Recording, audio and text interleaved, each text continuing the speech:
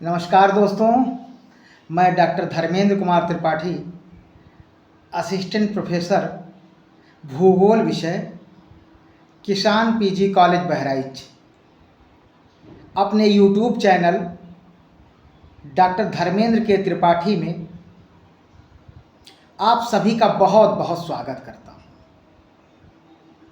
दोस्तों, आज का जो हमारा विषय है WTO, विश्व व्यापार संगठन, वर्ल्ड ट्रेड ऑर्गेनाइजेशन, विश्व व्यापार संगठन।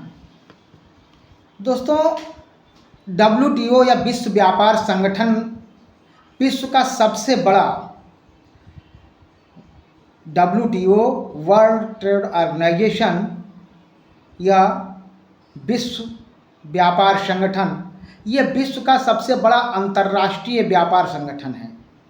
यह WTO ये विश्व का सबसे बड़ा अंतर्राष्ट्रीय व्यापार संगठन है, जिसका उद्देश्य विश्व व्यापार को बढ़ावा देना है और व्यापारिक गतिविधियों को नियमित करना है। यानी विश्व जो WTO है, विश्व व्यापार संगठन, उसका उद्देश्य वो संसार का सबसे बड़ा व्यापारिक संगठन है और जिसका उद्देश्य है विश्व व्यापार को बढ़ावा देना और व्यापारिक गतिविधियों को नियमित करना। वर्ल्ड ट्रेड ऑर्गेनाइजेशन जो विश्व व्यापार संगठन है, WTO जिसे हम कहते हैं, विश्व का सबसे बड़ा व्यापारिक संगठन है, जिसका उद्देश्य विश्व व्यापार को और अधिक बढ़ावा देना, साथ ही साथ व्यापारिक गतिविधियों को नियमित करना, इसका प्रमुख उद्देश्य है। वर्तमान विश्व के आर्थिक तंत्र को प्रभावित करने वाला संगठन, वर्तमान विश्व के आर्थिक तंत्र को प्रभावित करने वाला संगठन विश्व व्यापार संगठन है, जो विश्व के देशों की अर्थव्यवस्था को प्रभावित करता है। यानी वर्तमान विश्व में आर्थिक अर्थतंत्र को प्रभावित करने वाला संगठन विश्व व्यापार संगठन है, जो विश्व के देशों की अर्थव्यवस्था को प्रभावित करता है। 1 जनवरी 1995 को यद्यपि देखा जाए तो विश्व व्यापार संगठन WTO जिसे कहते हैं हम, विश्व व्यापार संगठन का वर्तमान रूप 1 जनवरी 1995 विश्व व्यापार संगठन का जो वर्तमान स्वरूप है, ये 1 जनवरी 1995 को अस्तित्व में आया। किंतु इसका इतिहास अगर देखा जाए तो इसका इतिहास पुराना है। अतः इसके वर्तमान स्वरूप को समझने के लिए हमें इसके ऐतिहासिक पृष्ठभूमि में जाना होगा। वर्तमान जो WTO विश्व व्यापार संगठन है, जिसकी स्थापना 1 जनवरी 1995 में हुई है, इसका अपना इतिहास है और इसको समझने के लिए हमें इसके इतिहास को देखना पड़ेगा। 1944 में ब्रेटन वुड्स सम्मेलन के दौरान विश्व की अर्थव्यवस्था को सुचारू रूप से चलाने हेतु 1944 में ब्रेटन वुड्स सम्मेलन के दौरान विश्व की अर्थव्यवस्था को सुचारू रूप से चलाने हेतु 3 अंतर्राष्ट्रीय संस्थाओं 1944 में ब्रेटन वुड्स सम्मेलन के दौरान विश्व की अर्थव्यवस्था को सुचारू रूप से चलाने के लिए 3 अंतर्राष्ट्रीय संस्थाओं, विश्व बैंक, अंतर्राष्ट्रीय मुद्रा कोष और अंतर्राष्ट्रीय व्यापार संगठन, यानी 3 अंतर्राष्ट्रीय संस्थाओं विश्व बैंक, अंतर्राष्ट्रीय मुद्रा कोष और अंतर्राष्ट्रीय व्यापार संगठन की स्थापना का सुझाव दिया गया था। यानी 1944 में ब्रेटन वुड्स सम्मेलन में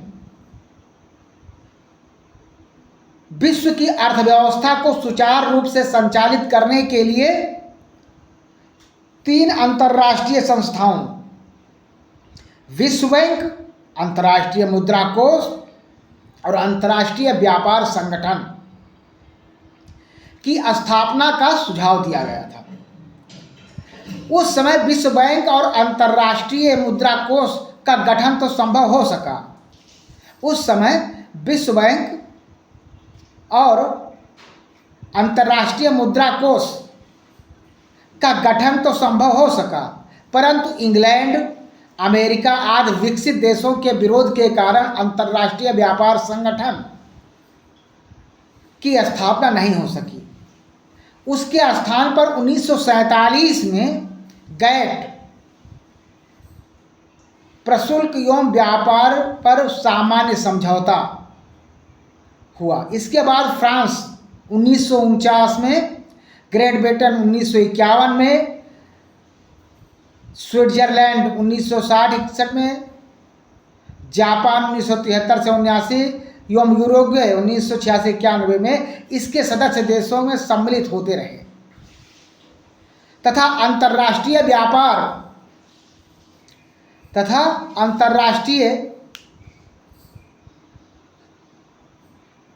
व्यापार में सदस्य देशों के हितों के अनुसार समझौते के नियम का रूप परिमार्जित होता रहा। 15 अप्रैल 1994 को मोरक्को में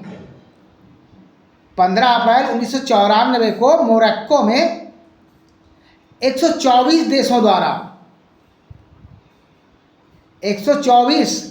देशों के द्वारा इस समझौते के अंतरिम प्रारूप पर हस्ताक्षर किए गए। ये जो समझौता हुआ इसके प्रारूप पर 124 देशों के लोगों ने हस्ताक्षर किया। इस तरह लगभग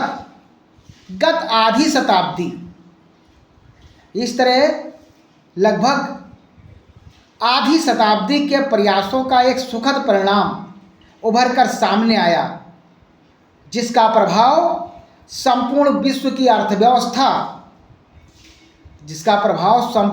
की अर्थव्यवस्था में आधारभूत बदलाव लाने की क्षमता रखता है। WTO के उद्देश्य क्या थे? यानी विश्व व्यापार संगठन, वर्ल्ड ट्रेड ऑर्गेनाइजेशन के उद्देश्य क्या हैं? वो उद्देश्य है व्यापार की स्वतंत्रता को बढ़ाना, एक राष्ट्र से दूसरे राष्ट्रों के व्यापार की स्वतंत्रता को और बढ़ाना है। दूसरा है व्यापारिक जो बाधाएं हैं आती हैं, अनेक प्रकार की जो व्यापारिक बाधाएं आती हैं उनको कम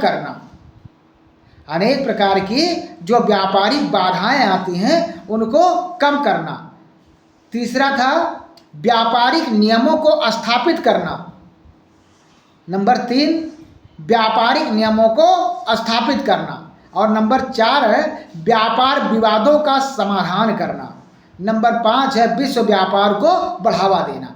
यानी विश्व व्यापार संगठन का जो उद्देश्य है वो उद्देश्य व्यापार की स्वतंत्रता को बढ़ावा देना, व्यापारिक बाधाओं को कम करना, व्यापारिक नियमों को स्थापित करना, व्यापार विवादों का समाधान करना, विश्व व्यापार को बढ़ावा देना। ये उसके प्रमुख उद्देश्य हैं, जिन उद्देश्यों के पूर्ति के लिए WTO की स्थापना की गई। वर्तमान में अगर देखा जाए तो इसमें करीब 164 देश शामिल हैं और लगातार इसमें कई देश शामिल हो रहे हैं। यानी अगर देशों की संख्या देखा जाए तो लगभग 164 देश इसमें शामिल हैं और लगातार इस संगठन में देशों की वृद्धि हो रही है, देश शामिल हो रहे हैं। तो WTO का अपना विश्व व्यापार संगठन का उद्देश्य था, वो उद्देश्य 5 प्रकार से बताए गए। व्यापार की स्वतंत्रता, व्यापारिक बाधाओं को कम करना, व्यापारिक नियमों को स्थापित करना, व्यापार विवादों का समाधान करना और विश्व व्यापार को बढ़ावा देना। ये इसके महत्वपूर्ण उद्देश्य थे जिसके लिए जो है विश्व व्यापार संगठन की स्थापना किया गया। 1 जनवरी 1995 से 1 जनवरी 1995 से विश्व व्यापार संगठन का आविर्भाव हुआ। अपने उद्देश्यों की पूर्ति, व्यापार से संबंधित अनेक उद्देश्यों की पूर्ति के लिए 1 जनवरी 1995 से विश्व व्यापार संगठन का आविर्भाव हुआ। पूर्ववर्ती अगर देखा जाए उस समय गैट एक समझौता पूरक सेवा संगठन था। गैट जो था उस समय, उससे पहले एक समझौता पूरक संगठन था। जबकि विश्व व्यापार संगठन अंतर्राष्ट्रीय व्यापार के सभी पक्षों, विश्व व्यापार के संगठन अंतर्राष्ट्रीय व्यापार के सभी पक्षों का एक सक्षम नियामक है। विश्व व्यापार संगठन की ये जिम्मेदारी है कि वह यूरोगे चक्र की समाप्ति पर सब सम्मत नियमों की व्याख्या एवं सभी देशों द्वारा अनुपालन सुनिश्चित करे। बड़े व्यापारिक राष्ट्रों द्वारा अपनाए गए मनमाने एवं एकतरफा निर्णयों से कमजोर राष्ट्रों में व्यापारिक हितों की सुरक्षा करना भी विश्व व्यापार संगठन का दायित्व है। विश्व व्यापार एक व्यापक विवाद निपटारा का सचिवालय संगठन के मातहत होगा, जिसमें यूरोगे समझौते के विभिन्न पक्षों, वस्तु व्यापार, जो उसके यूरोगे समझौते के अनेक पक्ष हैं, वस्तु व्यापार, सेवा व्यापार, बौद्धिक संपदा, सुरक्षा के अंतर संबंधों पर ध्यान रखना, तथा किसी एक क्षेत्र में स्थापित नियमों का किसी सदस्य राष्ट्र द्वारा उल्लंघन किए जाने पर, नियमों का उल्लंघन अगर कोई राष्ट्र करता है तो दूसरे क्षेत्र में प्रभावित राष्ट्र द्वारा प्रतिकारात्मक कदम उठाने की अनुमति देना शामिल है। यहाँ यूरोगे चक्र के समागम पर हुए अंतर्राष्ट्रीय व्यापार परक समझौते के मुख्य पक्षों पर प्रकाश डालना भी आवश्यक हो जाता है। यूरोगे चक्र की समाप्ति पर गैट समझौते का मुख्य उद्देश्य था अंतर्राष्ट्रीय व्यापार को विविध व्यवधानों का भेदभावपूर्वक सीमा शुल्क अथवा किसी राष्ट्र द्वारा छद्म उपायों, निर्यात सब्सिडी, उत्पादन सब्सिडी और डंपिंग आदि के सहारे अंतर्राष्ट्रीय व्यापार के सहज प्रवाह में अवरोध समाप्त कर उन्मुक्त अंतर्राष्ट्रीय व्यापार को प्रश्रय देना था। इस प्रकार तुलनात्मक लाभ की स्थिति का अधिकतम उपयोग होगा। विश्व व्यापार संगठन से संबंधित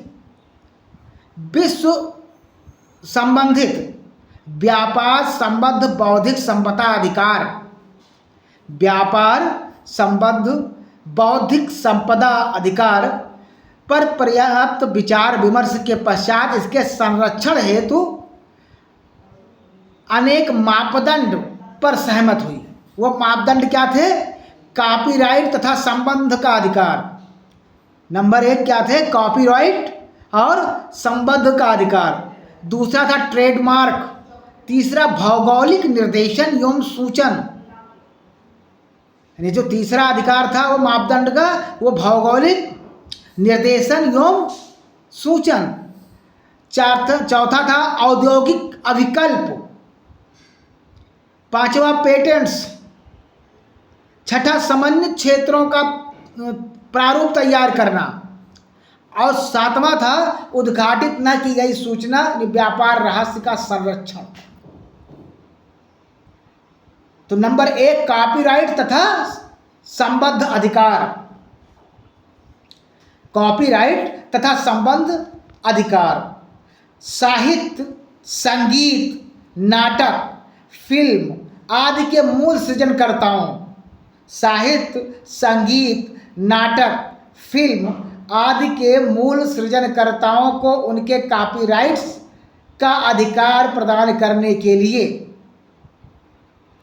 साहित्य, संगीत, नाटक, फिल्म आदि के सृजनकर्ताओं द्वारा उनके कॉपीराइट अधिकार प्राप्त करने के लिए भारत पहले से ही वचनबद्ध है। भारत पहले से ही वचनबद्ध है। कॉपीराइट्स तथा संबद्ध अधिकारों, कॉपीराइट्स तथा संबद्ध अधिकारों अर्थात फोनोग्राम तथा प्रसारण संस्थाओं के अभिनेताओं, निर्माताओं के क्षेत्र में समझौता वर्ण के प्रावधानों के अनुसार की अपेक्षा रखता है। इस समझौते के अनुसार कॉपीराइट्स तथा फोनोग्राम में के अभिनेताओं तथा निर्माताओं के अधिकारों की अवधि 50 वर्ष से कम नहीं हो सकती। जो उनकी अवधि बताई गई वो 50 वर्ष से कम नहीं हो सकती। प्रसारण संस्थाओं के मामले में संरक्षण की अवधि कम से कम 20 वर्ष रखी गई। कंप्यूटर प्रोग्रामों की अवधि कम से कम 20 वर्ष रखी गई। कंप्यूटर प्रोग्रामों की अवधि कम से कम 20 वर्ष तक रखी गई। कंप्यूटर प्रोग्रामों को साहित्यिक कार्य की संज्ञा दी गई। भारत के वर्ण समझौते पर हस्ताक्षर किए हैं। इन्हीं वचनबद्धताओं के तहत कॉपीराइट्स अधिनियम 1957 को 1994 में संशोधित किया गया। इस तरह भारत ने व्यापार संबंध और बौद्धिक संपदा, व्यापार संबंध और बौद्धिक संपदा अधिकार के अंतर्गत कॉपीराइट्स तथा संबंध अधिकारों के प्रति अपनी वचनबद्धताओं को पूरा कर लिया है। इस अवधि को 50 वर्ष तक करने के लिए संशोधन विधेयक 1999 संसद में पेश किया जा चुका था। दूसरा था ट्रेडमार्क्स। ट्रेडमार्क वस्तुओं का कंपनियों द्वारा प्रदत्त ट्रेडमार्कों का संरक्षण प्रदान करने के लिए भारत में ट्रेड तथा मर्केंडाइज मार्क अधिनियम 1958 पारित किया गया था। ये अधिनियम ट्रेडमार्क तथा मर्केंडाइज मार्क के मामले में अंतर्राष्ट्रीय कानून के अनुसार है, परंतु इसमें सेवा मार्क का संरक्षण प्रदान किए जाने का प्रावधान नहीं था। सेवा मार्क का संरक्षण प्रदान करने के लिए ट्रेड तथा मर्केंडाइज मार्क संशोधन विधेयक 1999 में संसद द्वारा पारित किया गया। यह संशोधन विधेयक पहले 1993 में संसद में पेश किया गया था, परंतु पारित न हो पाने के कारण यह 1993 में पेश किया गया, परंतु पारित न होने के कारण यह व्यपगत हो गया था। तीसरा था भौगोलिक निर्देश एवं सूचना, यानी पहला कॉपीराइट्स तथा संबद्ध का अधिकार, दूसरा ट्रेडमार्क्स और तीसरा भौगोलिक निर्देशन एवं सूचना। विश्व व्यापार संगठन के व्यापार संबद्ध बौद्धिक संपदा अधिकारों के अंतर्गत समझौते के प्रावधान किए गए हैं। सदस्य देशों के लिए सामान्य रूप से ये बाध्यकारी है। जो सदस्य देश है इसके लिए सामान्य रूप से ये बाध्यकारी है कि वे ऐसे किसी वस्तु के नाम और प्रस्तुतिकरण के किसी भी रूप में प्रयुक्त किए जाने से के प्रयास को रोकने के लिए विधिक उपाय करेंगे, जो कि यह संसूचित करता हो अथवा सुझाव देता हो कि प्रश्नगत वस्तु अपने उद्भव वास्तविक स्थान से इतर किसी एक भौगोलिक क्षेत्र में उद्भूत होती हो। भौगोलिक सूचकों के संरक्षण हेतु भारत में पृथक से भौगोलिक सूचकों के संरक्षण हेतु भारत के पृथक से कोई कानून नहीं है। केवल सामान्य कानून के अंतर्गत ही भौगोलिक सूचनाओं के संरक्षण हेतु कार्यवाही किए जाने के प्रावधान है। फिर भी इस क्षेत्र में पृथक से एक विस्तृत कानून बनाए जाने की आवश्यकता है, जिससे व्यापार संबद्ध बौद्धिक संपदा अधिकारों के अंतर्गत अपनी वचनबद्धताओं को पूरा किया जा सके। इसी उद्देश्य से भौगोलिक सूचन से संबंधित एक विधेयक दिसंबर 1999 में संसद में पारित किया गया। चौथा है विश्व व्यापार संगठन में औद्योगिक अविकल्प व्यापार संबद्ध बौद्धिक संपदा अधिकारों के अंतर्गत स्वतंत्र रूप से तैयार किए गए ऐसे समस्त संबद्ध बौद्धिक संपदा अधिकारों के अंतर्गत स्वतंत्र रूप से तैयार किए गए ऐसे औद्योगिक अविकल्पों को संरक्षण प्रदान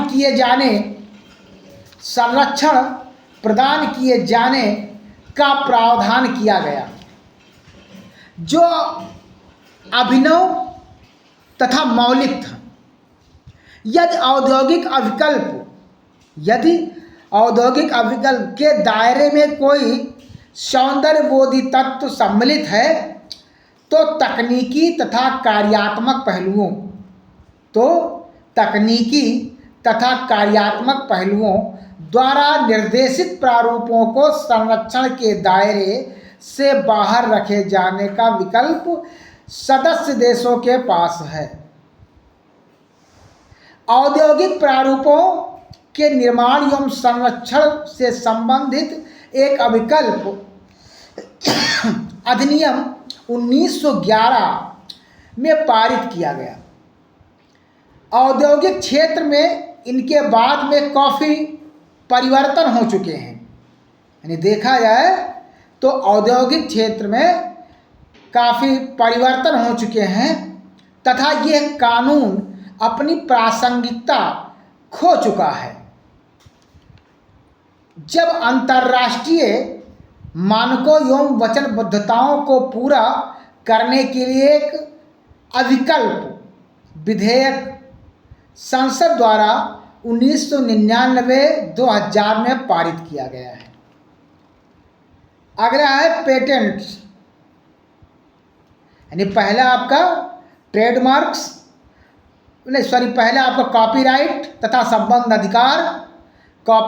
तथा संबंध अधिकार, दूसरा ट्रेडमार्क, तीसरा भौगोलिक निर्देश एवं सूचना, चौथा औद्योगिक अविकल्प और पांचवा पेटेंट्स। व्यापार संबंध बौद्धिक संपदा अधिकारों के अंतर्गत ऐसे सभी व्यापार संबद्ध बौद्धिक संपदा के संपदा अधिकारों के अंतर्गत ऐसे सभी उत्पादों एवं उत्पाद प्रक्रियाओं को पेटेंट प्रदान किए जाने का प्रावधान किया गया, जो निम्न प्रकार से: नंबर 1, अभिनव होने के 3 परीक्षणों को पूरा करें। अभिनव होने के 3 परीक्षणों को पूरा करें। देश के कानूनों में ऐसे उत्पाद को आविष्कार या नवोत्पाद माना जाता है। दूसरा, ये सर्वथा अभिनव एवं उत्कृष्ट तथा इससे पूर्व किसी भी रूप में अस्तित्व में न आए हों। तीसरा, इसका विकास खोज के चरणबद्ध प्रक्रिया के अंतर्गत किया गया हो। यानी अभिनव में 3 बातें बताई गई। देश के कानूनों में ऐसे उत्पाद को आविष्कार या नवोत्पाद कहते हैं। दूसरा, ये सर्वथा अभिनव एवं उत्कृष्ट हो, इससे पूर्व किसी भी रूप में अस्तित्व में वो न आए हों। तीसरा, इसका विकास खोज चरणबद्ध तरीके के अंतर्गत किया गया हो। ये पहले के भाग थे अभिनव। और दूसरा नंबर 2 है, उनके विकास में अनुसंधात्मक पहलू शामिल हो। यानी उनका जो विकास क्रम हो उसमें अनुसंधात्मक पहलू शामिल हो। उनके व्यापारिक उपभोग की संभावना हो। नंबर 3, उनके व्यापारिक उद्योग की संभावना हो। नंबर 4, पादप जीवन। नंबर 4 है पादप जीवन, प्लांट लाइफ एवं उनके स्वास्थ्य, पादप जीवन, प्लांट लाइफ एवं उनके स्वास्थ्य तथा पर्यावरण पर व्यापक क्षति से बचाने के लिए आवश्यक अनुसंधान। मानव अथवा जीव जंतुओं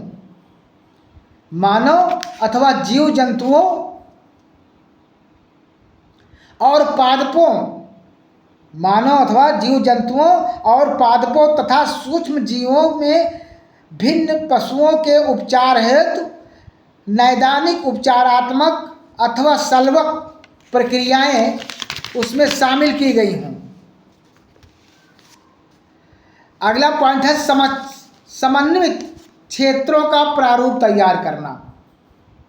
समन्वित क्षेत्रों का तैयार प्रारूप सृजक के स्वयं के बौद्धिक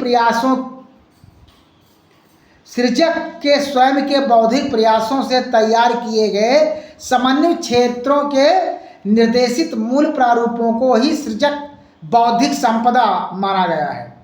यानी सृजक के स्वयं के बौद्धिक प्रयासों से तैयार किए गए समन्वित क्षेत्रों में निर्देशित मूल प्रारूपों को सृजक की बौद्धिक संपदा माना जाता है।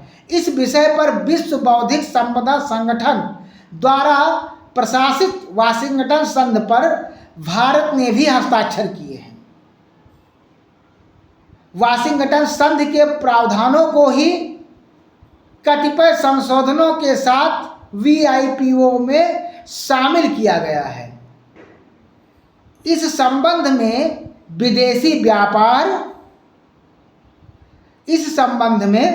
विदेशी अधिकार धारकों को राष्ट्रीय बर्ताव तथा 10 वर्ष की संरक्षण अवधि शामिल है। प्रदर्शित प्रारूपों को एक बौद्धिक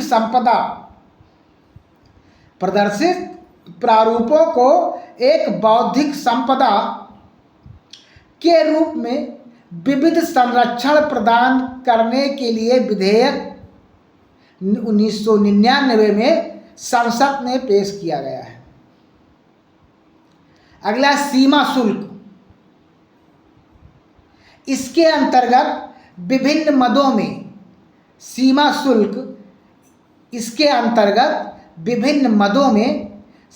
शुल्क को कम करने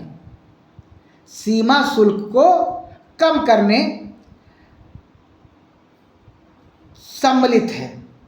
इसके अंतर्गत विभिन्न मदों में सीमा शुल्क को कम करना सम्मिलित है। इस तथ्य को ध्यान में रखते हुए ध्यान में रखते हुए ही लगभग सभी वित्त मंत्रियों ने विश्व व्यापार संगठन की वचनबद्धताओं को पूरा करने की दिशा में आगे बढ़ते हुए सीमा शुल्कों की दरों में उत्तरोत्तर कमी लाने का प्रयास किया है, ताकि उन्हें अंतर्राष्ट्रीय स्तर पर लाया जा सके। लेकिन इसके साथ ही साथ इस बात का भी ध्यान रखा गया है कि आयात शुल्कों में कमी किए जाने तथा सभी प्रकार की मात्रात्मक प्रतिबंध उठा लिए जाने के बाद कहीं हमारे घरेलू उद्योगों की प्रतिस्पर्धात्मकता ही समाप्त न हो जाए। भारत और विश्व व्यापार संगठन, इंडिया एंड WTO। भारत और विश्व व्यापार संगठन। भारत विश्व व्यापार संगठन के संस्थापक देशों में से एक है।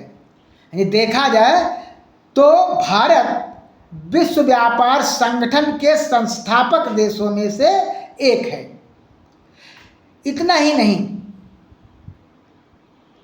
भारत ने प्रारंभ से ही बहुपक्षीय व्यापार समझौते इतना ही नहीं भारत ने प्रारंभ से ही बहुपक्षीय व्यापार समझौते की प्रणाली, प्रशुल्क एवं व्यापार पर सामान्य समझौता गैट को ससम्मान अपनाया है। डंकल प्रस्तावों को स्वीकार किए जाने के साथ ही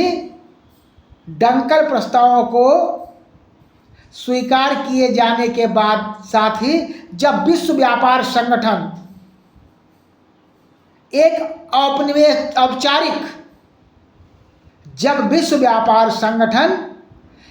औपचारिक संगठन के रूप में अस्तित्व में आया, तो प्रत्येक सदस्य डंकल प्रस्तावों को स्वीकार किए जाने के बाद साथ ही जब विश्व व्यापार संगठन एक औपचारिक संगठन के रूप में अस्तित्व में आया, तो प्रत्येक सदस्य देश के लिए यह बाध्यकारी हो गया कि वह वस्तुओं और सेवाओं के प्रत्येक सदस्य देश के लिए यह बाध्यकारी हो गया कि वह वस्तुओं एवं सेवाओं के व्यापार, प्रशुल्क एवं गैर प्रशुल्कीय प्रतिबंधात्मक उपाय, व्यापार संबद्ध बौद्धिक संपदा अधिकार और पेटेंटीकरण, व्यापार संबंध निवेश उपाय आदि मामलों में विश्व व्यापार संगठन के प्रावधानों का पालन करें। इन्हीं वचनबद्धताओं के तहत भारत में अनेक उपाय किए गए हैं। नंबर 1, आयातों पर सीमा शुल्क की दरों में 300% की सर्वोच्च दर से घटाकर 35% के स्तर से लाया गया। वर्तमान में ये दरें विश्व के अधिकांश विकासशील देशों में लागू दरों के समकक्ष स्तर है। 1 अप्रैल 2000 से आयातों को अत्यधिक उदार बनाया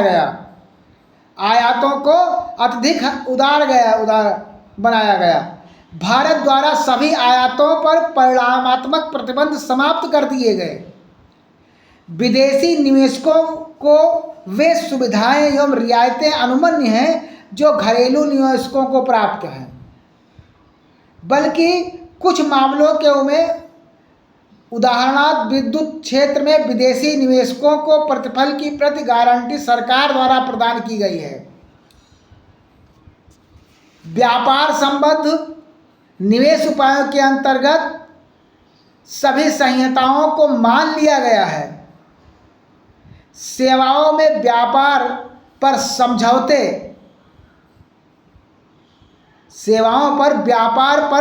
समझौते के तहत 33 क्रियाओं के तहत वचनबद्धता को स्वीकार किया गया है।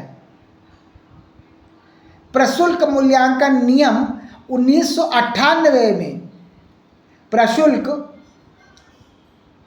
प्रशुल्क मूल्यांकन नियम 1998 को विश्व व्यापार संगठन के मानकों के अनुरूप संशोधित किया गया है। विश्व व्यापार संगठन का प्रभाव, यानी विश्व व्यापार संगठन जो वर्ल्ड ट्रेड ऑर्गेनाइजेशन है, उसके सदस्य देश जब शामिल होते हैं तो उन पर क्या प्रभाव पड़ता है। विश्व व्यापार संगठन के आविर्भाव से विश्व व्यवस्था की संभावनाओं को पूर्णतः परिवर्तित कर दिया है। यानी विश्व व्यापार संगठन का प्रभाव अगर विश्व में देखा जाए तो ये विश्व व्यापार संगठन के आविर्भाव ने विश्व व्यवस्था की संभावनाओं को पूर्णतः परिवर्तित कर दिया है। विश्व आर्थिक व्यवस्था को पहली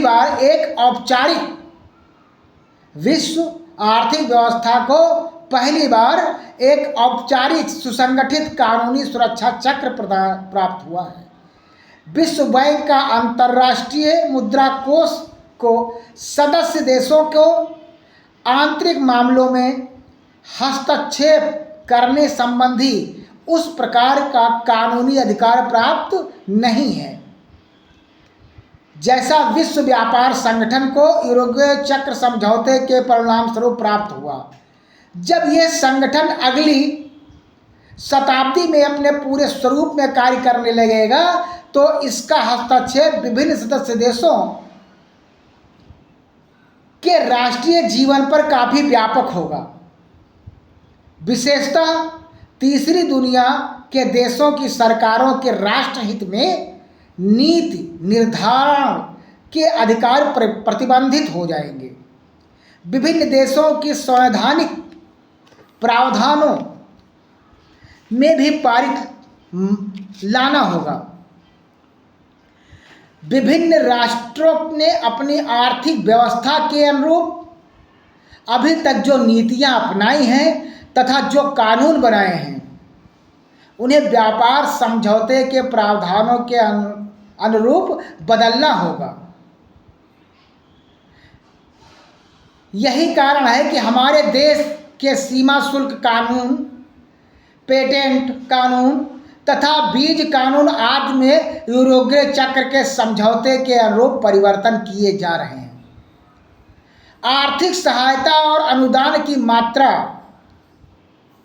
आर्थिक सहायता विश्व व्यापार संगठन द्वारा आर्थिक सहायता और अनुदान की मात्रा और उनके स्वरूप का निर्धारण राष्ट्रीय सरकार अपनी स्वेच्छा और विकास की आवश्यकताओं से नहीं कर सकती है, उसे संगठन के प्रावधानों के अंतर्गत चलना होगा। विश्व व्यापार संगठन के अंतर्गत जिस अंतर्राष्ट्रीय आर्थिक व्यवस्था का निर्माण होगा उसमें बहुराष्ट्रीय कंपनियों के अधिकार और कार्यक्षेत्र की असीमित बढ़ोतरी की संभावना है। परंपरागत गैट प्रावधानों में WTO से पूर्व जो परंपरागत गैट के संभावनाओं में बहुराष्ट्रीय कंपनियों पर विकासशील देशों ने कई ढंग से प्रतिबंध लगा रखे थे। यही कारण है कि बहुराष्ट्रीय कंपनियों ने टोक्यो चक्र वाले गैट को यूरुग्वे चक्र वाले विश्व व्यापार संगठन के बदले में महत्वपूर्ण भूमिका निभाई है। इस प्रकार कहा जा सकता है कि विश्व व्यापार संगठन का निर्माण बहुराष्ट्रीय कंपनियों के लिए विश्व विजय का प्रतीक है। इस आधार पर कहा जा सकता है कि बहुराष्ट्रीय कंपनियां इस संगठन के माध्यम से विश्व विजय का प्रतीक है। बहुराष्ट्रीय कंपनियों के विश्व विजय अभियान में विकासशील व अन्य निर्धन राष्ट्र के बाजार उनकी वस्तुओं और सेवाओं के लिए खोल दिए जाएंगे। यानी विश्व बाजार उनकी वस्तुओं और सेवाओं के लिए खोल दिए जाएंगे। इन देशों में पूंजी निवेश के द्वारा अत्यधिक लाभ कमाने की संभावना होगी और देश के सस्ते मानव श्रम तथा प्रचुर प्राकृतिक संसाधनों के दोहन का अक्षुण्य अवसर होगा। किंतु इस निवेश के लाभ से विकासशील व निर्धन राष्ट्रों को भी प्राप्त होगा। किंतु इस निवेश से लाभ विकासशील व निर्धन राष्ट्रों को भी प्राप्त होगा। इन सबके परिणाम स्वरूप इन राष्ट्रों के आर्थिक गतिविधियों में वृद्धि तो होगी, आर्थिक गतिविधियों में वृद्धि तो होगी ही। इनमें उत्पादन वृद्धि से रोजगार व आय के स्तर में भी वृद्धि अनुमानित है। विश्व व्यापार संगठन के विनियमन के परिणाम स्वरूप विश्व व्यापार संगठन में जो वृद्धि होगी उसमें विकासशील राष्ट्रों की भागीदारी भी होगी, उसमें विकासशील राष्ट्रों की भागीदारी भी होगी। इनके प्राथमिक उत्पादों के लिए विकसित राष्ट्रों को अपने बाजार उपलब्ध कराने होंगे। इनके विकसित राष्ट्रों को अपने बाजार उपलब्ध कराने होंगे। कपड़ा व्यापार की पुरानी बहुतंत्र प्रणाली का अंत होगा और इसका व्यापार भी विश्व व्यापार संगठन तले आ जाने से भारत जैसे कपड़ा निर्यातक राष्ट्र लाभान्वित होंगे। इन्हीं अपनी कृषि उपजों का बेहतर मूल्य विश्व बाजार से प्राप्त होगा। यानी खाद्यान्न जो हम उत्पादित करते हैं उसका बेहतर मूल्य जो है हमें विश्व बाजार से प्राप्त होगा। विकासशील राष्ट्रों के लिए लाभ व हानियाँ दोनों चीज़ें जो है विश्व व्यापार संगठन में अंतर्निहित हैं। इनमें से विकास पल्ला भारी रहेगा, ये तो आने वाला समय ही बता सकता है। WTO से लाभ क्या है? इससे अगर देखा जाए WTO से लाभ, विश्व व्यापार संगठन से क्या क्या लाभ हैं। यानी विश्व व्यापार, ये एक शुरुआत में ही बताया गया कि WTO या विश्व व्यापार संगठन विश्व का सबसे बड़ा अंतर्राष्ट्रीय व्यापार का संगठन है, जिसका उद्देश्य विश्व व्यापार को बढ़ावा देना है और व्यापारिक गतिविधियों को नियमित करना है। विश्व व्यापार के मुख्य कार्य क्या हैं? विश्व व्यापार संगठन के मुख्य कार्य क्या हैं? नंबर 1, व्यापार समझौतों का निर्माण।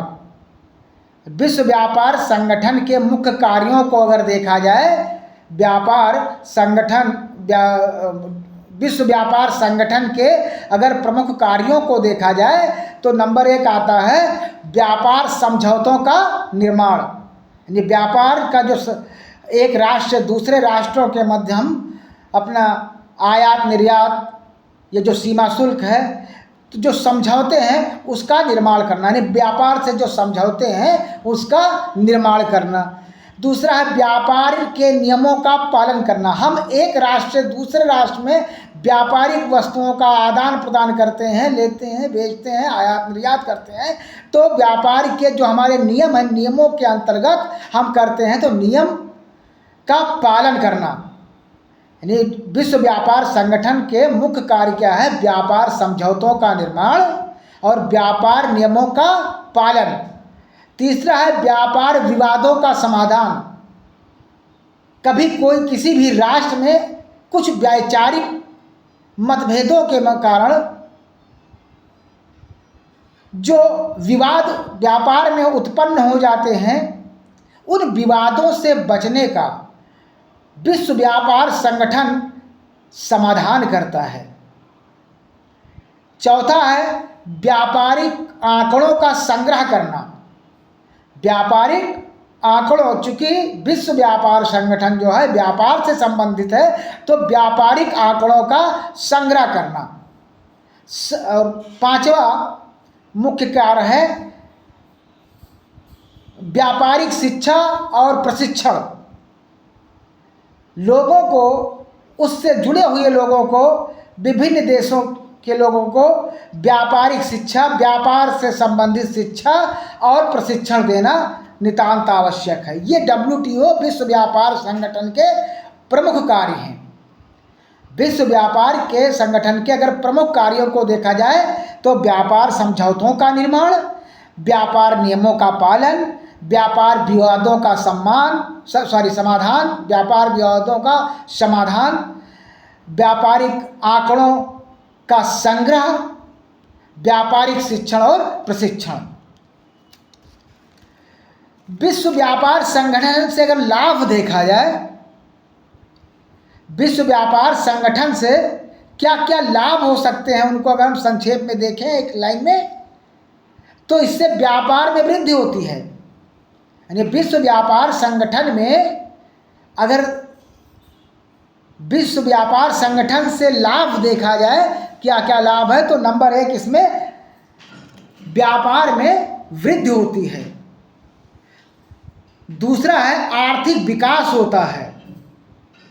विश्व व्यापार संगठन के माध्यम से व्यापार में वृद्धि होती है, आर्थिक विकास होता है, रोजगार के अवसरों में वृद्धि होती है, व्यापारिक संबंधों में सुधार होता है, विश्व शांति और सुरक्षा होती है, विश्व में शांति और सुरक्षा होती है।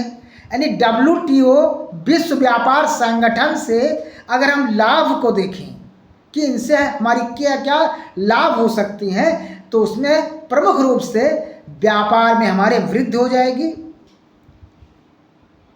वो संगठन ही व्यापार से संबंधित है, तो उसका नंबर 1 व्यापार में वृद्धि, दूसरा आर्थिक विकास हो जाएगा, तीसरा रोजगार के अवसरों में वृद्धि हो जाएगी।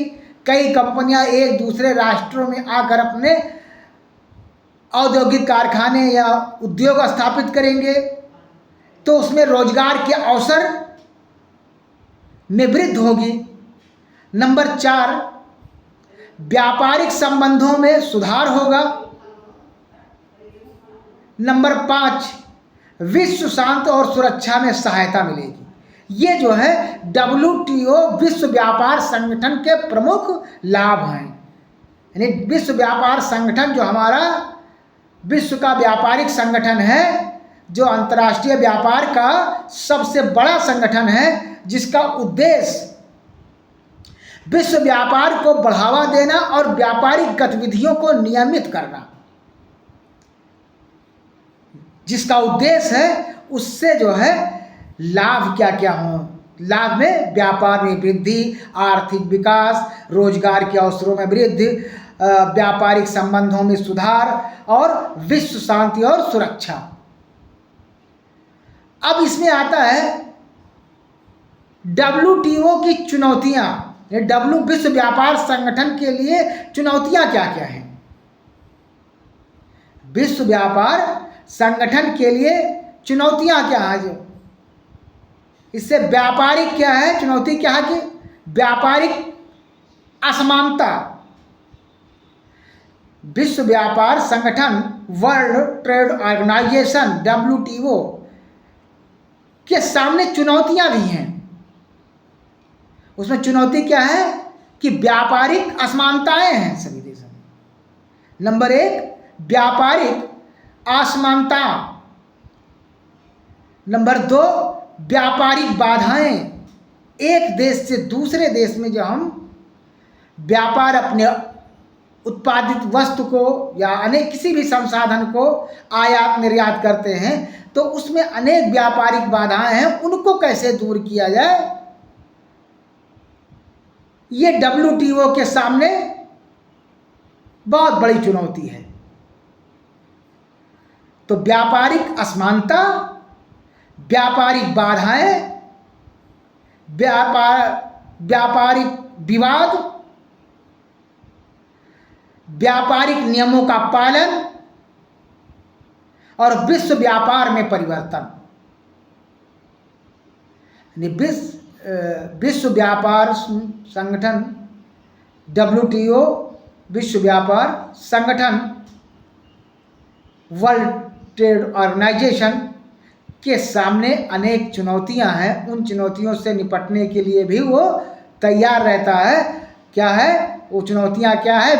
व्यापारिक असमानता, व्यापारिक बाधाएं, अनेक प्रकार के व्यापार विवाद, व्यापारिक नियमों का पालन, विश्व व्यापार में परिवर्तन। ये सब चुनौतियां विश्व व्यापार संगठन के सामने बनी रहती हैं और इससे निपटना विश्व व्यापार संगठन का प्रमुख उद्देश्य होता है। दोस्तों, उम्मीद है कि आज जो हमारा विषय रहा विश्व व्यापार संगठन, ये आप तक वीडियो के माध्यम से पहुंच रहा है। फिर मिलते हैं एक नए विषय के साथ। तब तक के लिए